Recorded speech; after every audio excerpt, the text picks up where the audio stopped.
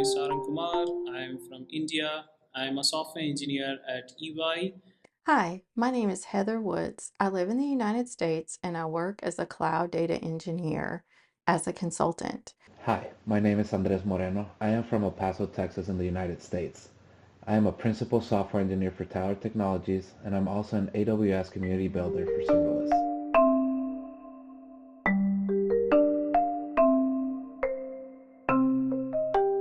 How did I get my first job in cloud? Well, my background is in computer science and math, and I have a master's degree in computer science. About 15 years into my career, I got my first job in cloud. So the backstory is I found myself in a software engineering role that had no opportunities for cloud or to learn cloud. So I was worried I was being left behind and I knew that I wanted to stay relevant.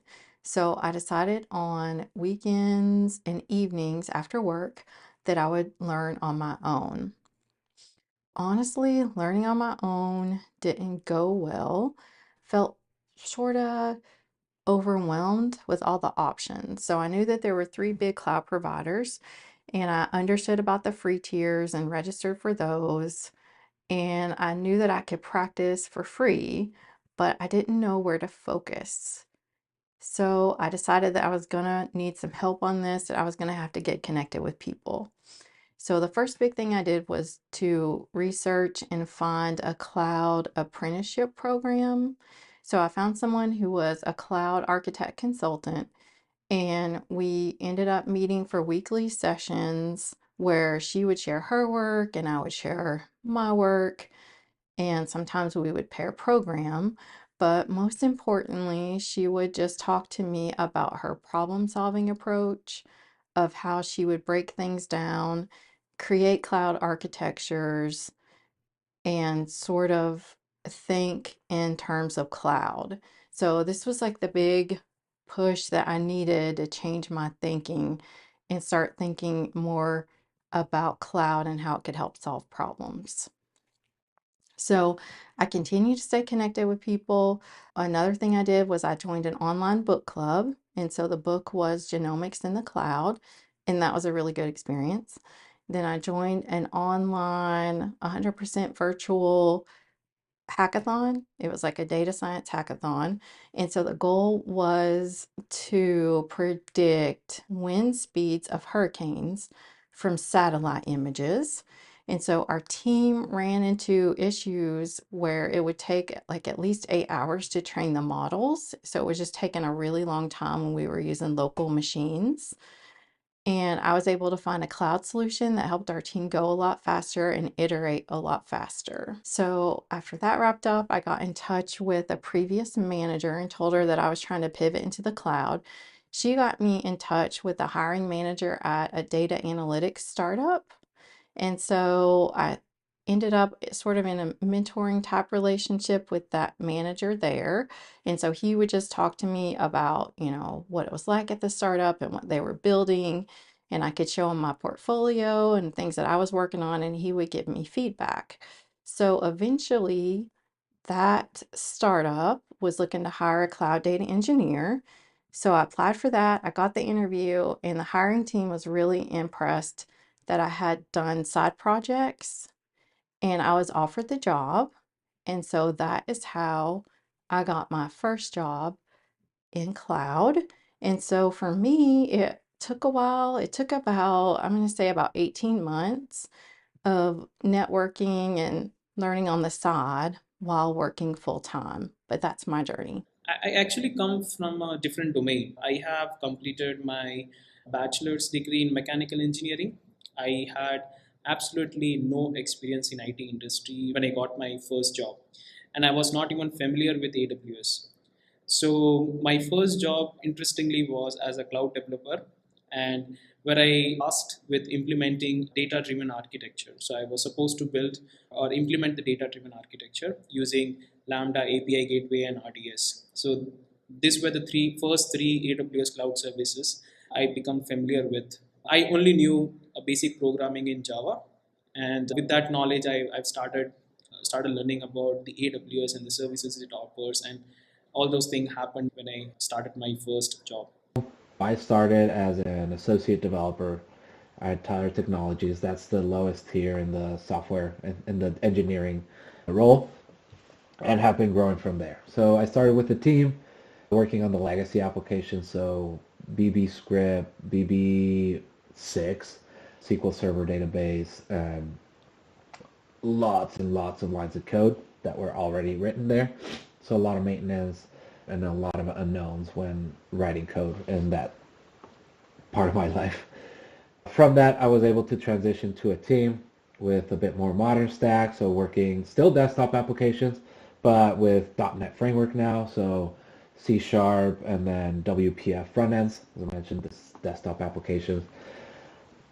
From that, I was able to transition to our public-facing applications, so this has to be more web-based, so browser-based applications. I got to work with Angular Framework, and then building web services using ASP.NET and deploying those into Docker containers. So started getting a little bit more into potential cloud while starting to work with containers. And from there, there was what I think a once in a lifetime opportunity that I applied for within the company to be able to work on. There were some new applications that were planned that were going to be greenfield applications and looking for more modern tech stack, cloud first applications. So I got to work in that, and that's still in the current position or the current teams that I'm in, which is serverless applications that we built using API gateway, Lambda functions, and step functions, and all the fun serverless toys we have from AWS. From there, I've been with this team for 6 years. The team has grown, so it's now 2 teams, but it's still considered like it's like the serverless community. It's so connected, so we have 2 teams, but we act as one. We're just building different products, but we have the same tech stack, the same patterns, the same practices.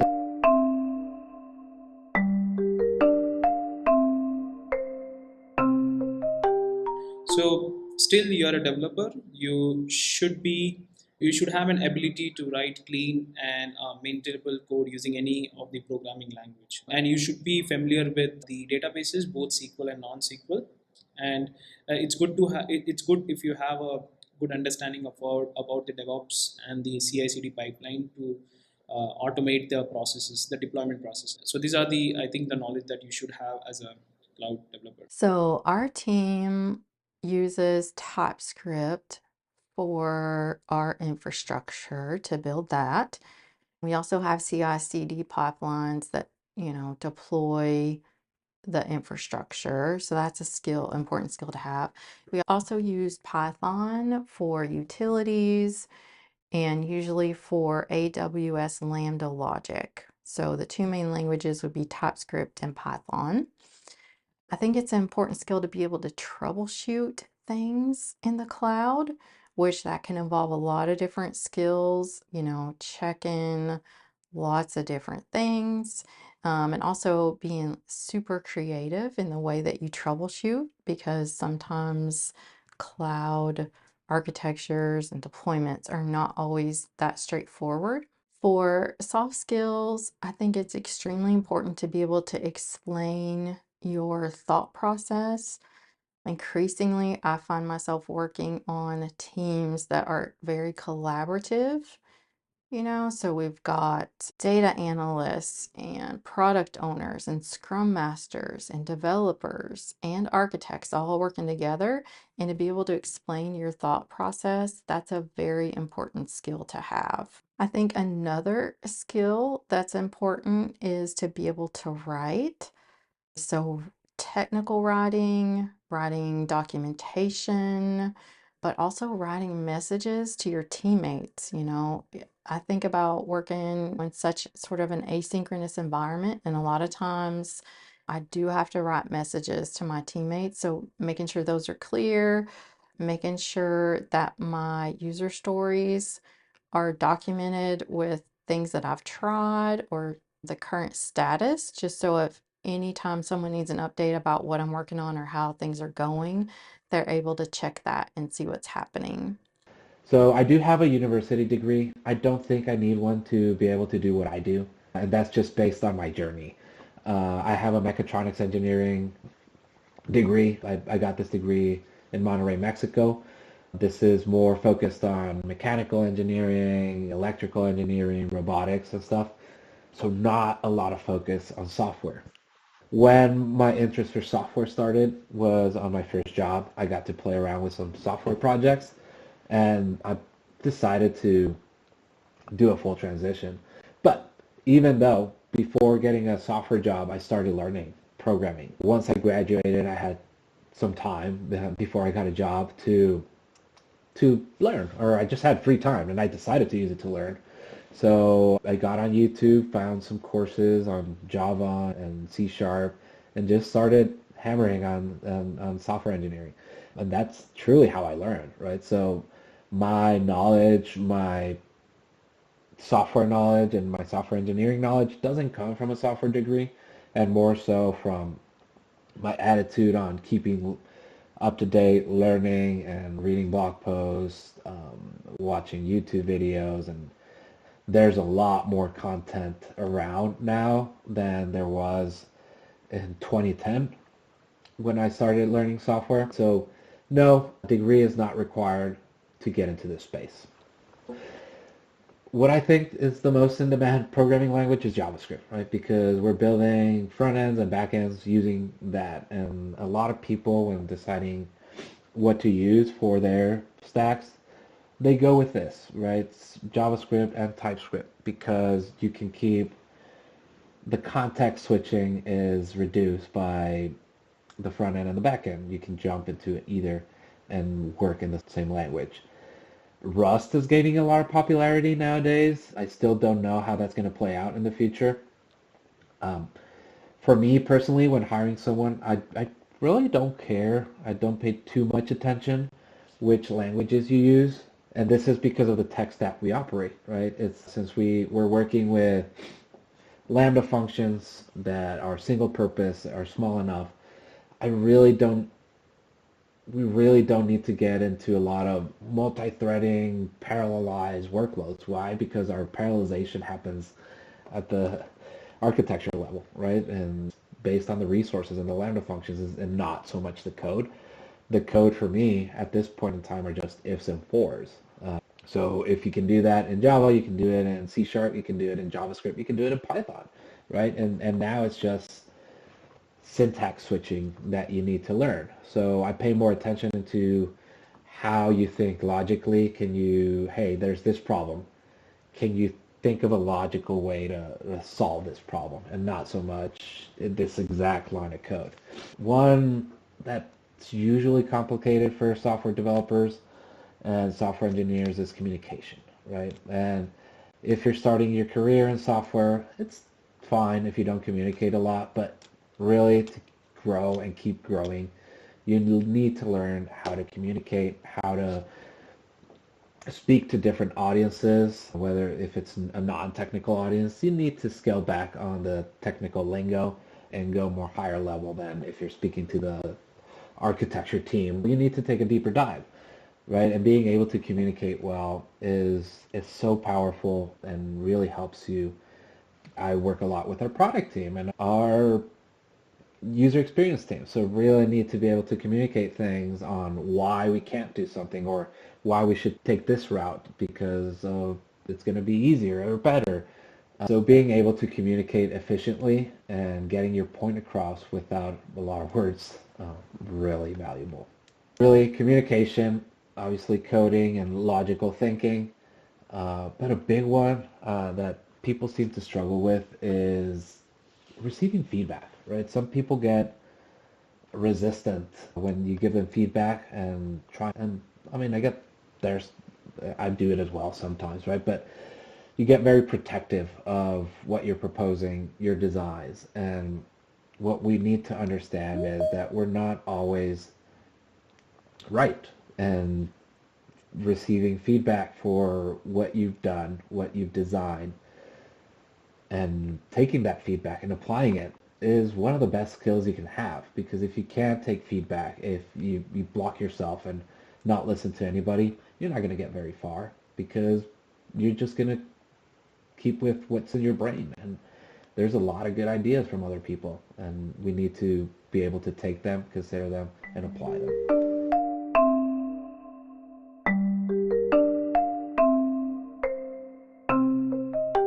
As I mentioned, it's not so much deep knowledge in the language and all that, right? It depends on what type of job you're looking for. But for me, it's a lot just being able to communicate, working with a team and people. This is the thing I pay attention to the most. It's having people that are eager to learn, are hungry to learn and keep current and stay up to date, because software keeps changing and we need to change with the times, right? So that we can keep our stack current and make our applications modern and leverage anything that we can do to make our lives easier and make our customers' lives easier as well. When hiring a cloud developers, employer often sees your understanding and the experience in implementing the cloud architecture. Once the cloud architecture or the architecture of the application has been finalized, so the role of the cloud developer starts. So you have to kind of start implementing all the services that are part of the architecture. You should know all the limitations, okay, and based on that, the selection of the service would be made. The employers often sees that how you implement, how you basically get started with implementing the architecture, and candidate also should have a solid understanding of commonly used design patterns so that are beneficial for building the cloud-based application. And when I think about what employers are looking for, I really think that employers are looking for people who are good problem solvers. Because if you think of how fast technology is changing, if a manager hires someone today for skill X specifically, a few months from now, who even knows if skill X is still really going to be a necessary skill to have? So I think really hiring managers are looking for people who are humble enough to say, I don't know, I don't know the answer, but they're brave enough to say, but I can figure this out.